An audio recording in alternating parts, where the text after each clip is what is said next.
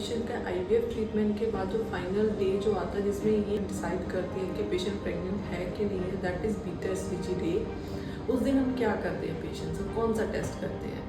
तो सबसे पहले जानते हैं कि बीटा-एससीजी होता क्या है। It's a human chorionic gonadotropin that is excreted by the cells from the placenta.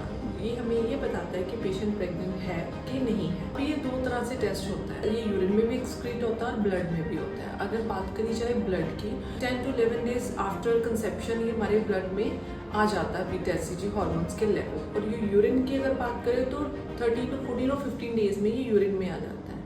और अगर इसकी वैल्यू मोर देन 5 मिली इंटरनेशनल यूनिट पर ml है, that means patient is pregnant. अगर इसकी वैल्यूज इंडिकेटेड वैल्यूज है, एवरी वीक इसकी वैल्यू वेरी करती है। अगर इसकी वैल्यूज उसमें फॉल कर रही है तो इससे हमें ये पता चल जाता है कि प्रेगनेंसी हेल्दी है और है कि नहीं है। नेक्स्ट इससे हम ये भी पता कर सकते हैं कि chances of miscarriages, that means अगर इंडिकेटेड वैल्यू कंसिस्टेंटली वहीं की वहीं है और आगे ग्रो नहीं कर रही है और लो वैल्यू आ रही है, तो इससे ये पता चल सकता है there higher chances of miscarriages. इससे हम ये भी इसकी वैल्यू और इसके लेवल से हम ये भी डायग्नोसिस बना सकते हैं कि पेशेंट को एक्टोपिक प्रेगनेंसी है कि नहीं है।